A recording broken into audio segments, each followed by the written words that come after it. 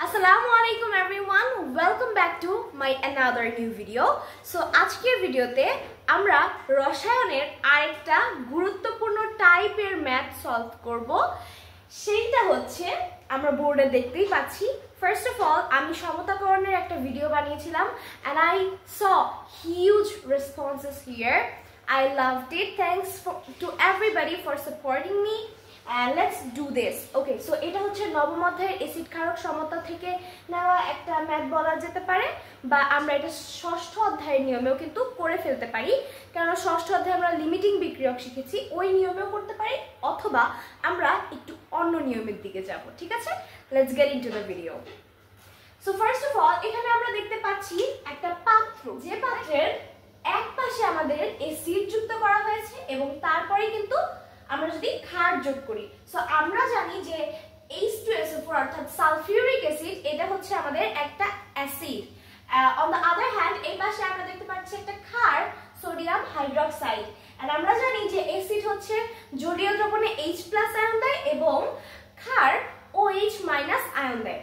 So আমরা এখান থেকে সহজে আইডেন্টিফাই করতে পেরেছি যে এটা হচ্ছে অ্যাসিড অর্থাৎ sulphuric acid and sodium hydroxide, এটা কিন্তু এক ধরনের ক্ষার। সো এখন আমি যদি এই দুটোকে বিক্রিয়া করি তাহলে লেটস সি কি ঘটে। সো এটা যদি আমি বিক্রিয়া করি H2SO4 প্লাস সোডিয়াম হাইড্রক্সাইড, এই দুটো বিক্রিয়া করে আমাদের কি আসবে, কি আসতে পারে? এখানে সোডিয়াম হচ্ছে প্লাস, OH হচ্ছে minus. At the same time SO4 2 minus and H হচ্ছে প্লাস, এখানে হচ্ছে 2 প্লাস, যেহেতু হচ্ছে দুইটা আছে। সো আমরা যদি জাস্ট এইটুকু ক্যালকুলেট করি যে এটা হচ্ছে প্লাস প্লাস আয়ন আর এটা হচ্ছে মাইনাস আয়ন, সো এই দিকে যদি আমরা একটু খেয়াল করি তাহলে সোডিয়ামের সাথে কি যাচ্ছে? সোডিয়ামের সাথে যাবে হচ্ছে সালফেট। কেন যাবে? কারণ হচ্ছে প্লাসের সাথে মাইনাস যাচ্ছে, রাইট? So sodium sulphate. এখন আমরা সোডিয়াম সালফেটটা লিখে ফেললাম। এখন দেখার বিষয় যোজনী আদান প্রদান, রাইট? সোডিয়ামের যোজনী 1, এটা এই পাশে দেওয়ার প্রয়োজন মনে করছি না বা প্রয়োজন নেই, এন্ড সালফেটের হচ্ছে -2 আর 2 মাইনাস, সো এইটা আসবে এই পাশে, তাহলে সোডিয়াম সালফেট হয়ে গেল, রাইট? এন্ড এখন যদি আমরা খেয়াল করি যে বাকি আছে কি H2O, ইয়েস। সো আমরা একটু পানি যোগ করে দিব, দ্যাটস ইট। সো আমাদের কিন্তু বিক্রিয়াটা হয়ে গেল। বাট নাও আমাদের ভাবতে হবে যে এখানে কি সমতাকরণ করা হয়েছে? না, যেহেতু আমরা ক্যালকুলেট করছি সেক্ষেত্রে আমাদের সমতাকরণ করতে হবে। যদি আমাদের ক্যালকুলেট করার প্রয়োজন না পড়তো তাহলে কিন্তু আমরা সমতাকরণ করতাম না। সো ক্যালকুলেট করার প্রয়োজন পড়েছে, সমতাকরণ করব। সো এখানে হচ্ছে যদি আমি 2 দেই, এই পাশে এইটাতে যদি হচ্ছে, আমরা কিন্তু সমতাকরণ আগের ক্লাসে শিখে নিয়েছি, সো আমরা কিন্তু এটা নিজে নিজেই সলভ করতে পারবো। যে সবগুলো যদি ক্যালকুলেট করি দেন আমরা দেখবো যে দুই পাশে সমানই আছে। সো এখানে 2 দিলে, এই পাশে 2 দিলে that's enough. So it's equalisation. So আমরা যদি এটাকে অনুপাত আকারে প্রকাশ করি then it will be sodium sulphuric acid H2 sodium hydroxide. So এটা একটা, সো এটা 1 এন্ড এই পাশে কিন্তু দুইটা আছে, so we will go for 2। So এখান থেকে আমরা একটা লাইন বলতে পারছি, সেটা হচ্ছে H2SO4 বিক্রিয়া করে 2 মোল সোডিয়াম হাইড্রোক্সাইডের সাথে। সো আমরা কিন্তু এই লাইনে আসতে পারছি। সো গাইস, আমরা এখন একটা সূত্র জেনে নেই, যে সেটা হচ্ছে S equals to N/V। এখন আমরা একটু জেনে নেই যে N দ্বারা কি বোঝাচ্ছে। N দ্বারা হচ্ছে আমাদের মোল সংখ্যা, S দ্বারা হচ্ছে ঘনমাত্রা, V দ্বারা হচ্ছে আয়তন। এখন এইটা হচ্ছে আমাদের V, এটা আমরা বুঝতে পারছি যে যেটা মিলিলিটারে দেওয়া আছে সেটা আমাদের V। সো সব সময় আমাদের মনে রাখতে হবে যে আয়তন সব সময় লিটার এককে আনতে হবে, কখনোই মিলিলিটারে রাখা যাবে না। সো এই Vটা কি হবে? লিটার এককে, রাইট? এন্ড সেম টাইম আমরা হচ্ছে N টা বের করব, কত মোল আছে এটা বের করব। সো S হচ্ছে আমাদের ঘনমাত্রা, সেটা হচ্ছে ঘনমাত্রাকে মোলার বা মোল পার লিটার অথবা মোলার দ্বারা প্রকাশ করা হয়। সো আমরা এটা বুঝতে পারছি যে এটা S, এটা V, এটা S, and this is sulfuric acid, we know that. And এই at the same time এটা হচ্ছে V, এটা হচ্ছে S। সো এখন আমরা সহজেই বের করে ফেলি। সো আমরা কি বের করে ফেলবো? আমরা প্রথমে অ্যাসিডটাকে নিব H2SO4 V of H2SO4 আমরা ছোট করে H2SO4 লিখে দিলাম পাশে। সো আমরা আয়তনটা জানি কত, এটা হচ্ছে 100 মিলিলিটার।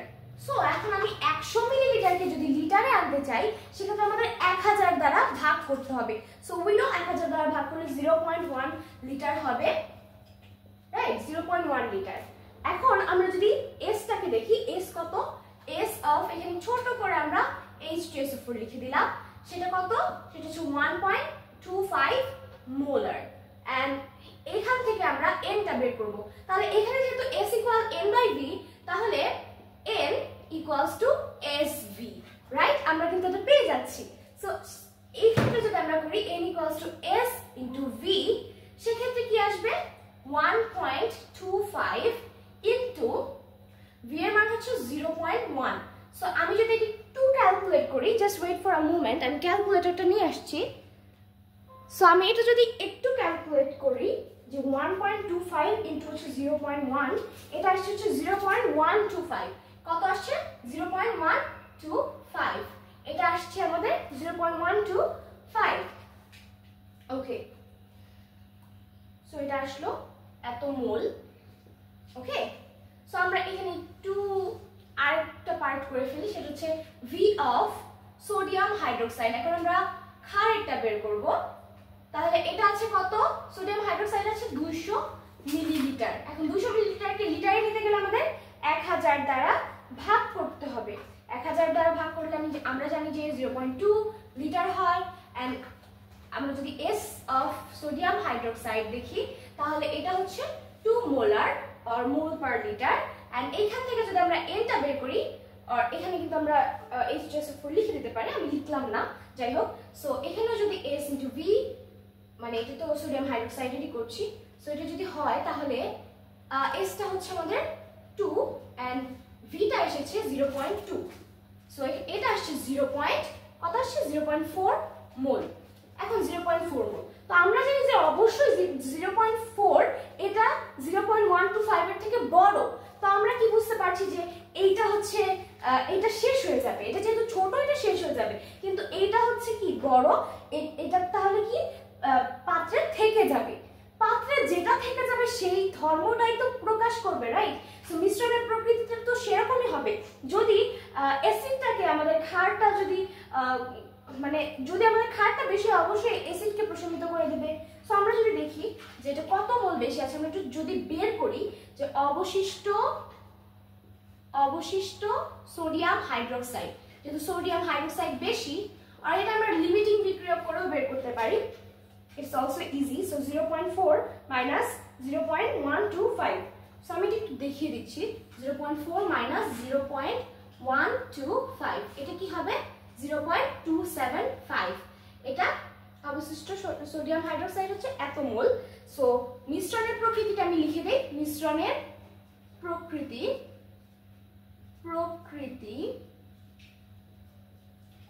প্রকৃতি ক্ষারীয় হবে। কেন হবে? কারণ আমাদের পাত্রে কিন্তু ক্ষারটা অর্থাৎ সোডিয়াম হাইড্রোক্সাইডটা রয়ে যাবে। So I hope you get the point for today. I tried my level best to make you understand. If you understand, if you knew that from before, that's so kind of you, that's welcome. And if you liked the video, so keep following me. Till then, Allah Hafiz.